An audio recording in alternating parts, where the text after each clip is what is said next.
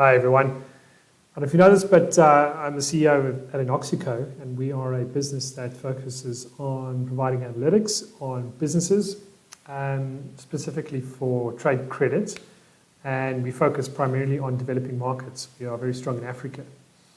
And I do come across this problem or this belief or this point is that there's a lack of information on small businesses, and that is why they can't get access to credit. But I want to challenge that.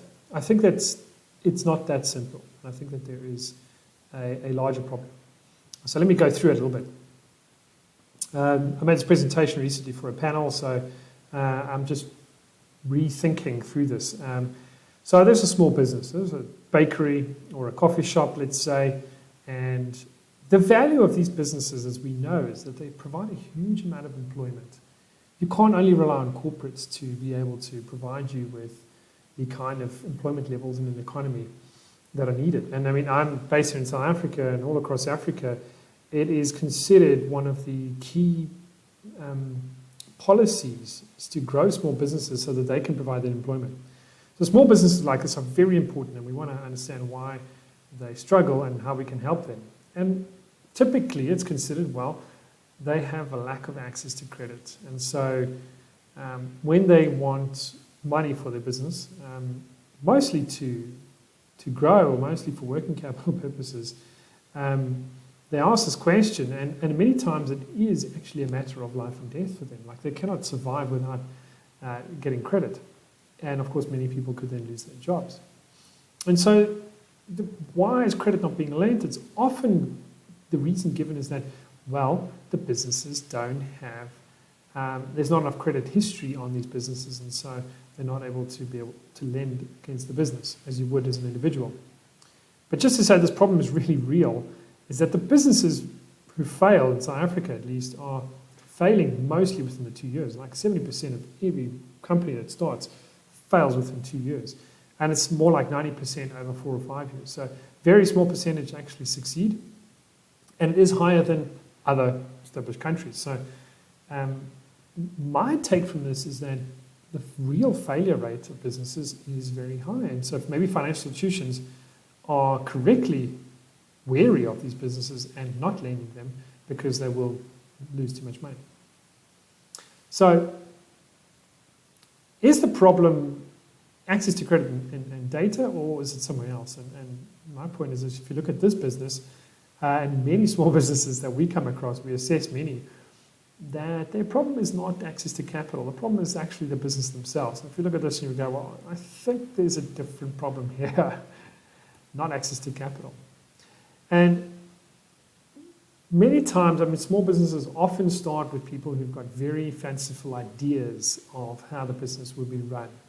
Right? There are obviously people who try very hard, they work very hard, but their understanding of what goes into the business is a little bit misleading. And they find the reality is quite different. Not only do they battle to chase for the money, but they find out they are competing with many other people who are trying to do the same thing. And from the beginning, if they'd had the knowledge and the future vision, they would have seen that their strategy was doomed from the start. So they are not in a position to succeed. They don't have the necessary structure, positioning, competitive strategy, and core strategy to be able to succeed. Right? So we see many businesses that start up and from the beginning their business model is doomed. They will not be able to succeed.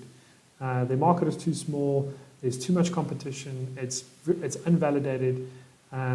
Maybe if you've got venture funding, this is okay. I mean, you can fail and then try again, but many of these people have invested their own personal funds and they're not going to be able to sustain that business over time. Second problem is even if your business strategy is okay, your execution is poor. And it's very hard as a small business to have good execution. I mean, for you to hire good salespeople, very difficult. For you to be able to hire and afford good accountants, good execution is very difficult to come by because it's typically 1 or 2 people who are investing all their time and they can't afford to pay for really good people elsewhere in the business. And so execution is not there and disappointment to clients. And this can often be more fatal and even more expensive Right? You go and hire 3 average salespeople and they don't bring in the goods, well, you've lost a lot more money than if you hadn't started the business at all. And finally, it's the hardest one. I mean, it hurts. I'm pointing to myself here that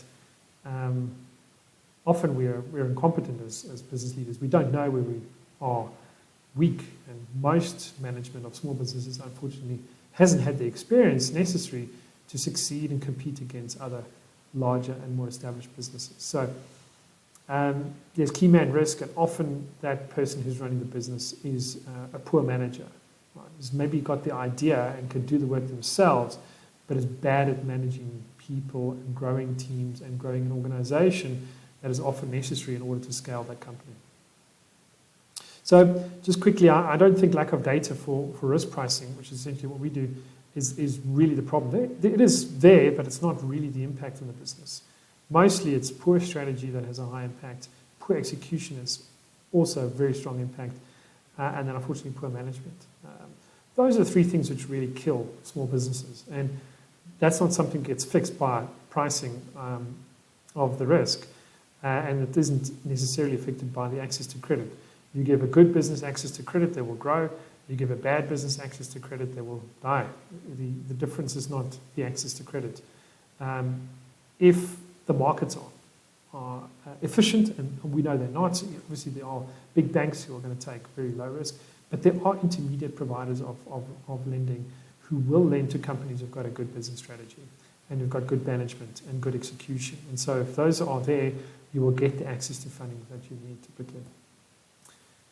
So in this space, you know, from the lender's perspective, either you want to be predicting well, so you only make the bets when you know you're not going to lose. So for that, you don't need securities necessarily, or you're not so worried about predicting the future and you're more protected by the securities that you put in place, collateral. So if something goes wrong, you still don't lose very much. Right? You're able to get some assets from the company that you're lending to. Unfortunately, for small business, both of these are very difficult. Right? There's neither all the data necessary nor all the securities. And so we as a business in Oxico, we focus a huge amount on this side. I mean, that's our company's mission, goal, is we do want to increase the availability and the power of analytics so that people can make good decisions around potential customers. But it doesn't change the fundamental risk of those businesses. And then other companies we see in the tech space here are focusing more on securities. They're doing factoring, they're doing sort of point of sale collections, there's other means, direct debit, etc., for avoiding the full losses, right, that may come from non-payment. So those are the 2 areas, you know, we, as tech companies are typically focusing on.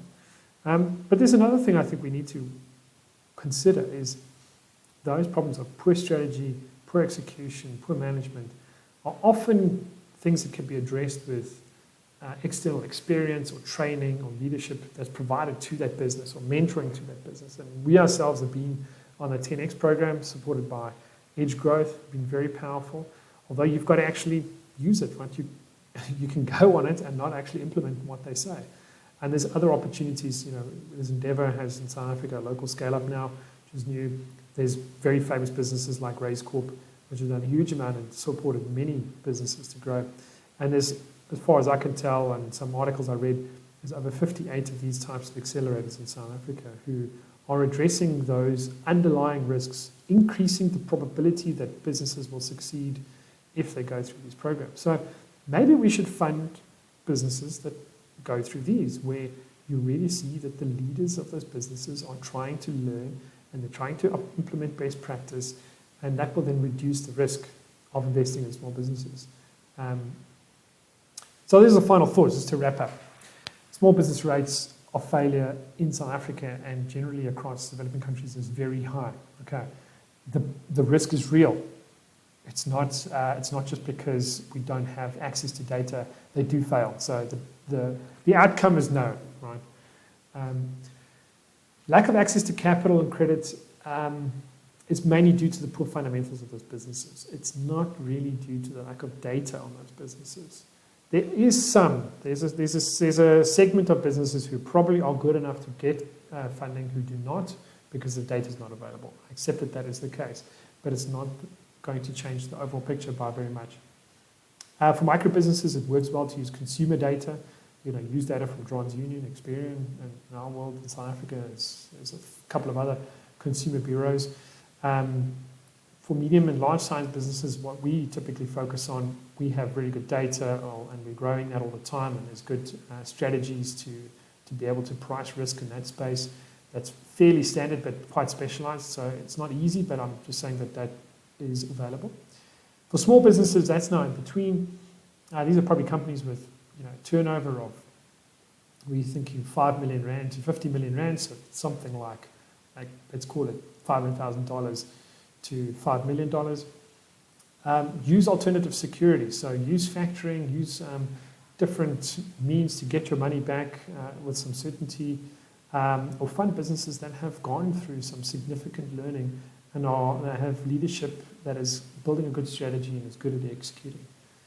Data helps price risk more accurately, but it doesn't magically lower those risks. So you will know what's risky in a business, and we see this very often, but we're not changing the reasons for the presence of those risks.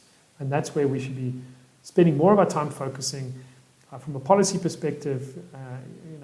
If you think about governments, or you're involved in an accelerator, or you're involved in a business that's funding small businesses, focus on the mitigation of the risks, not just of the pricing of that risk. Okay, thank you.